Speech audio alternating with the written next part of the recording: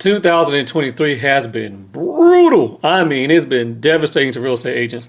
People are dropping out all over the nation. Numbers are going down like crazy. So let's have a real conversation about this.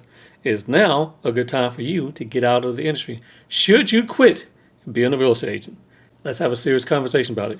I'm going to give you guys the reasons why I believe if you're hitting these categories, you should quit. Watch all the way to the end, guys. Make sure you like, share, and subscribe. Let's go.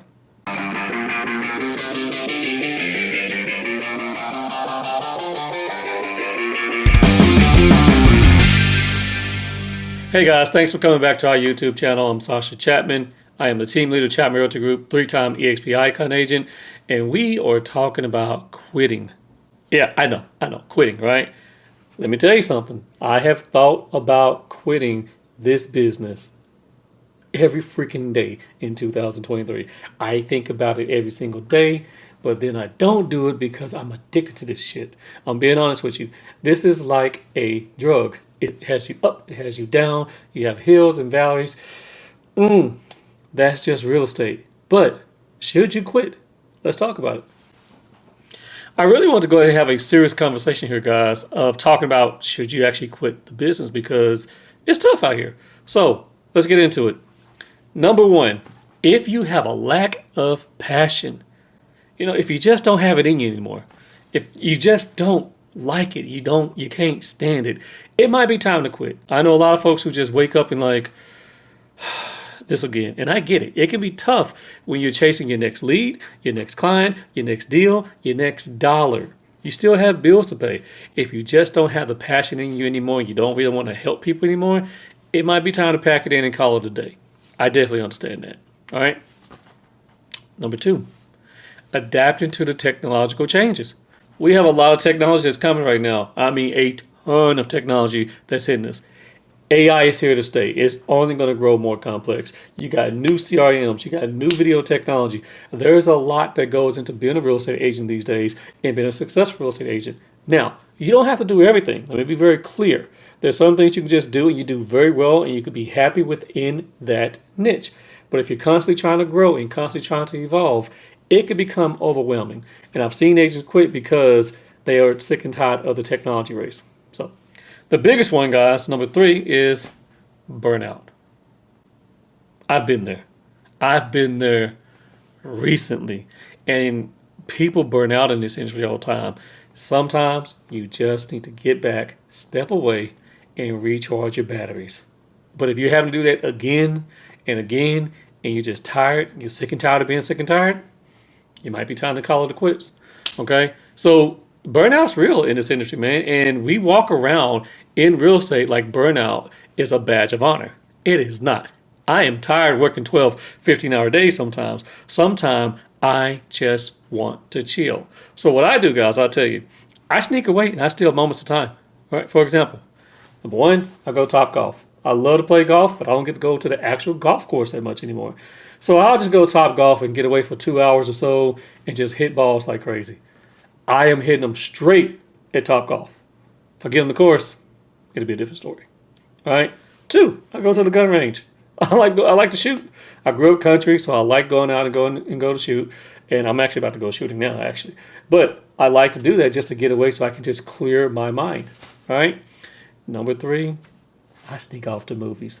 I'm only whispering this because my wife and kids can hear this, and I cannot stand going to the movie with them sometimes because they want to ask me every last single question. Hey, what's happening here, Dad? What's happening there? Who's doing this? I don't know. I'm here with you. I just want to see the damn movie, right? So I sneak off to movies all the time just so I can find quiet moments to recharge. Number four, I go to the spa and relax and turn off the phone, and I recharge my batteries. But if you're not able to do these things, if you can't do these things, it might be time for you to just call it quit, because if you're burnt out, it's going to show in how you work. All right? Which is going to bring us to the next one. Number four, poor client satisfaction. Now, I get it. We can't make everybody happy, and I'm not even trying to make everybody happy. But if you're making every last one of your clients upset and every deal has drama, you've got to stop and realize it might just be you. It might just be you. And you know if you're not giving good customer service, if you're not picking up the phone, if you're not following up, if you're not creating the searches, if you're not sending CMAs. Hell, recently, guys, I came across an agent. I went to a listing appointment. I didn't know she already had the listing, but here's the deal. The agent already signed the listing 2 months ago and never put the guy's house on the market. So he reached out to me. What? What? How does that even happen? But it's happening. So if you're giving poor customer service on a daily basis and the satisfaction is not there, this might not be the thing for you. This is a service industry. You got to serve, period. Number 5, this is the biggest one, money problems. Let's talk about that. Number 1, if you're not saving any money, if you're not making any money, that is a problem. I know you probably got in this business to help people. I truly understand that. But it is a business, and you have got to make some money in this business. So if you're not doing that, if you are spending more money than you're actually generating, you got a problem. And that's going to create stress upon you, okay? Number 2 within that one, not paying your taxes, okay? I know agents who make a lot of money, and they don't pay them taxes. They don't pay their taxes.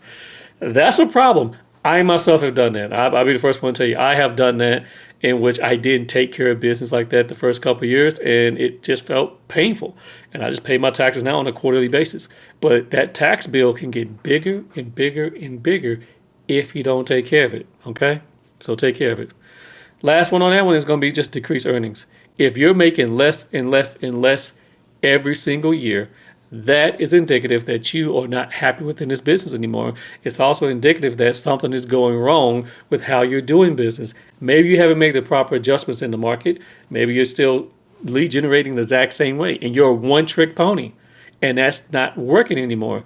The cost of sales have gone up. You've got to learn how to adapt your business to decrease that. For example, I use virtual assistants to help me decrease and control the cost. I can get a lot of service out of these guys, but I can also save a lot of money. Rather than paying for a bunch of different services, I feel like I get way more value, more bang for the buck.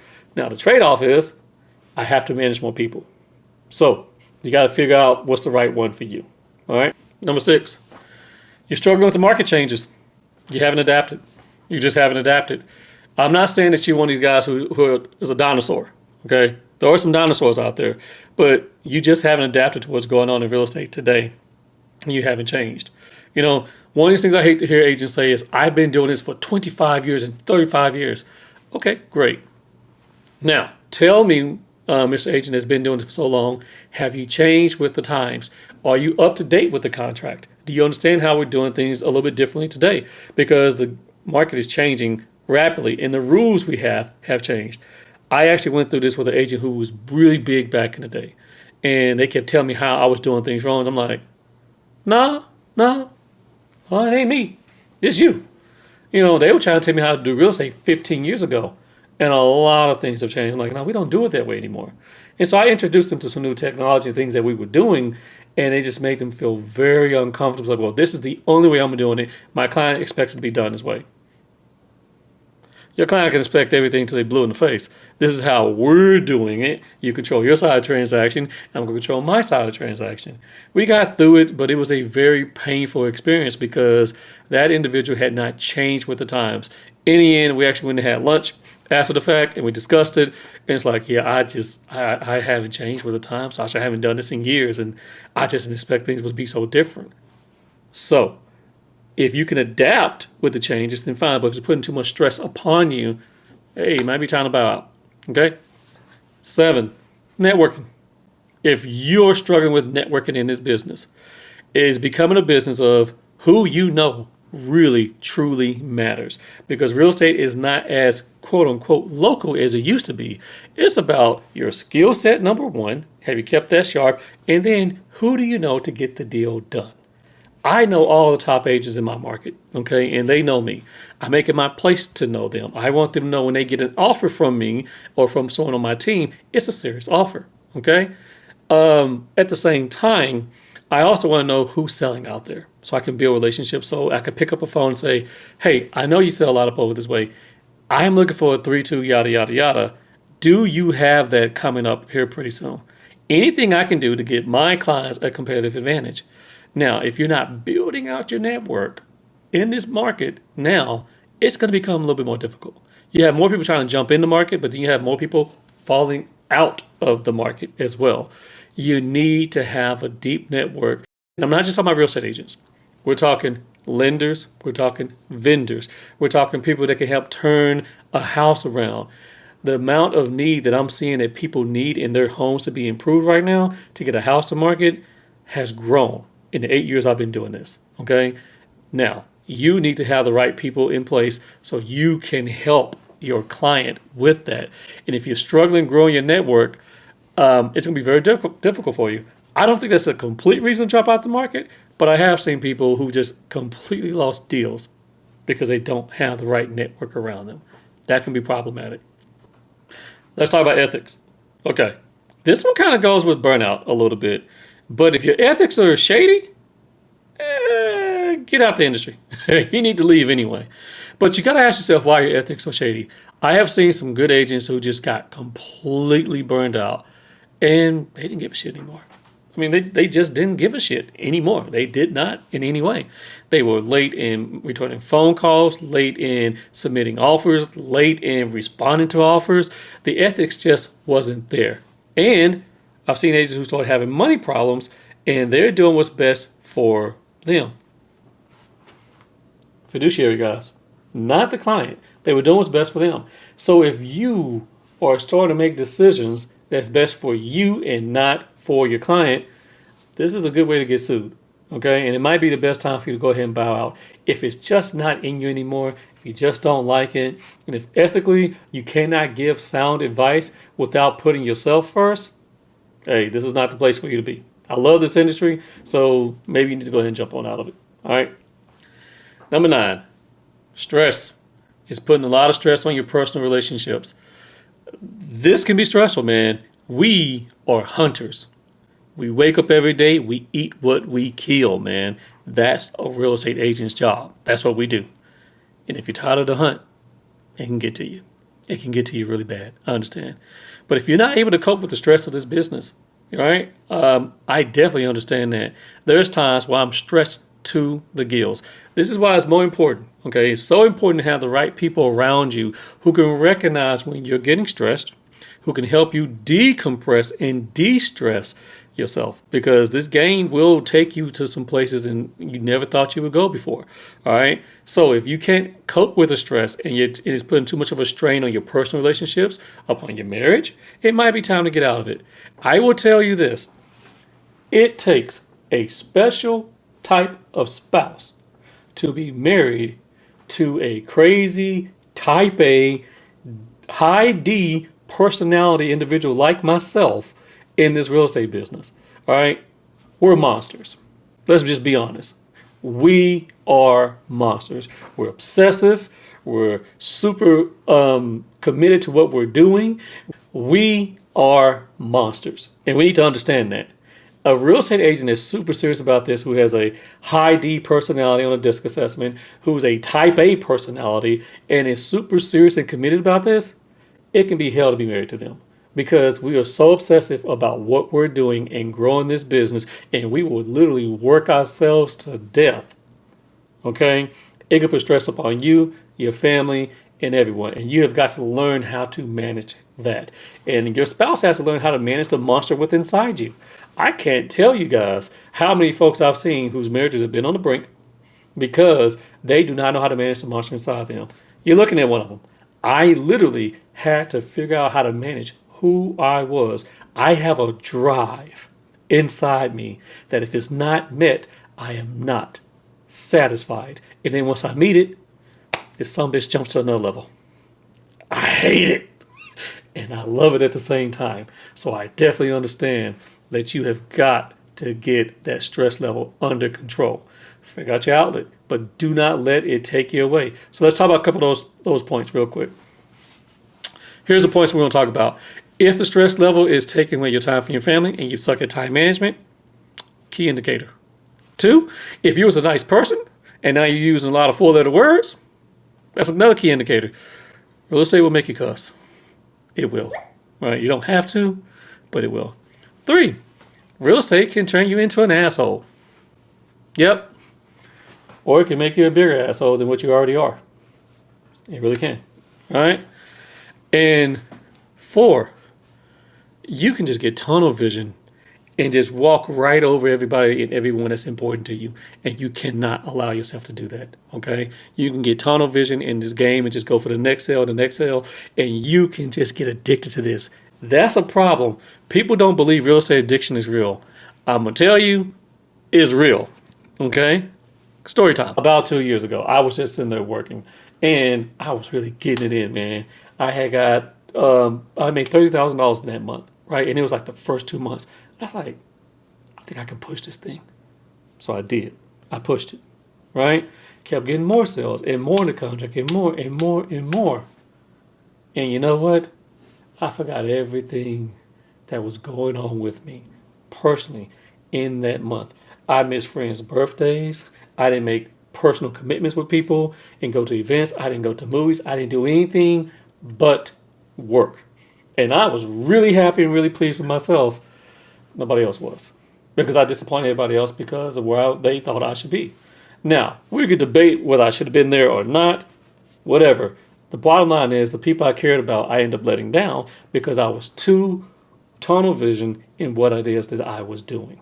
So be careful with that. This game can take a lot from you if you let it. Last reason is a good one. It might just be time to retire, you know? You might have just made your money. You might be happy where you are. And you just want to relax. And you want to take this stress off of you and just go elsewhere.